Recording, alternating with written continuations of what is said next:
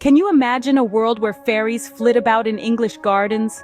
A world where these tiny magical beings are not mere figments of the imagination but a reality? That's exactly what two little girls claimed in the summer of 1917. Picture this, a sleepy town of Cottingley, England.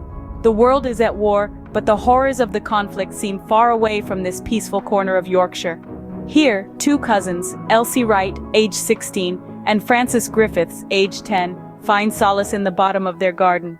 They claim a world unseen by others, a world filled with fairies. Now you might ask, why would anyone believe such a fanciful tale spun by two young girls? Well, they didn't just tell their story, they showed it. Elsie, the older of the two, was a bit of a whiz with a camera, a rare skill for a young lady in those times. The girls borrowed Elsie's father's camera, a Midge quarter-plate camera, an instrument as magical to them as the fairies they sought to capture. Their mission? To photograph these elusive creatures, to provide proof of their existence.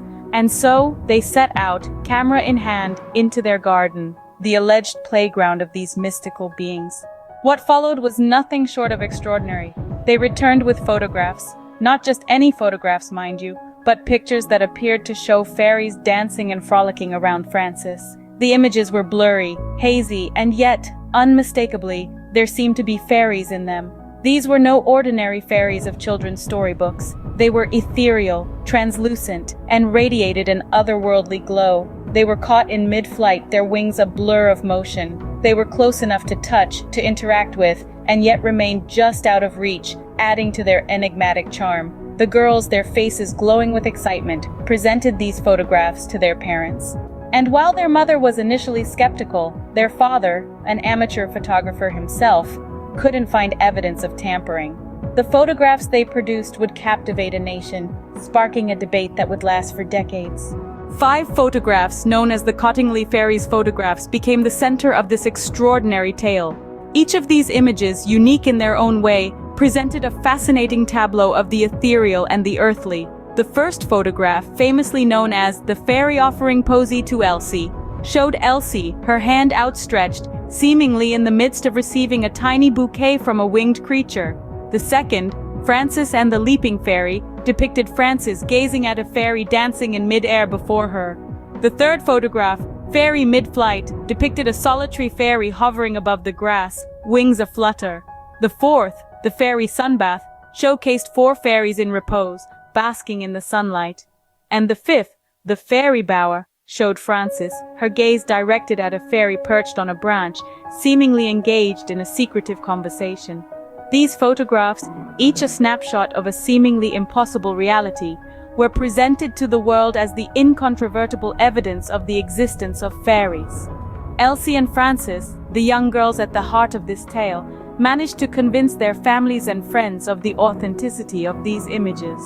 They recounted their encounters with the fairies, how they had played with them, talked to them, and most importantly, photographed them. The girls' sincerity, combined with the enchanting images, led many to believe in the existence of these mystical creatures. Even the most skeptical observers were hard-pressed to dismiss the photographs as mere trickery or childish pranks.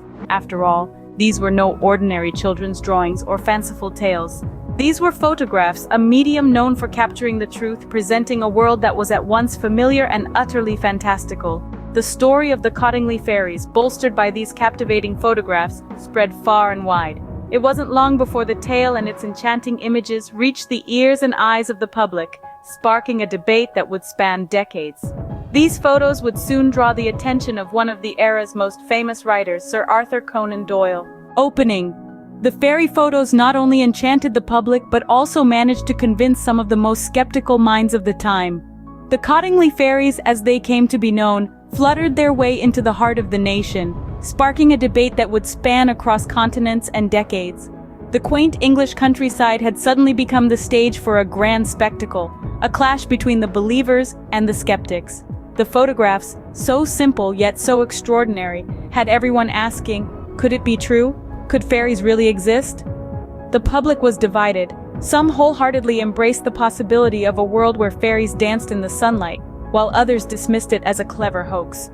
The photographs were not just snapshots. They were a litmus test of belief, a mirror reflecting the viewer's willingness to embrace the extraordinary. And then, there was Sir Arthur Conan Doyle, the creator of the famously logical detective Sherlock Holmes. One would assume that a man of his intellect would immediately debunk the fairy myth. But on the contrary, Doyle was captivated. He saw in these photographs a chance to prove the existence of the supernatural, a realm he had long been fascinated with. Doyle championed the photographs as genuine, using his influence to add weight to the claims of their authenticity. He even penned a series of articles for the Strand magazine, arguing passionately for the existence of fairies and the authenticity of the photographs.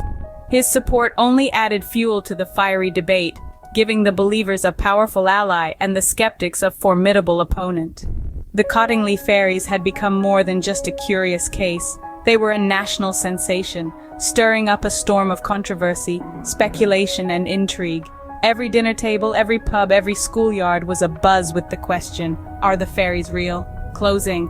While the debate raged on, the truth about the photos remained a mystery. Decades later, the world would finally learn the truth about the Cottingley Fairies. Amid the ceaseless debates and inquiries, an unexpected admission emerged from the very architects of this fantastical tale. Elsie Wright and Francis Griffiths, the childhood friends who had once claimed to capture fairies on camera, confessed their images were nothing but a clever ruse. The fairies that had captivated the world were mere cardboard cutouts, carefully positioned to stage the scenes.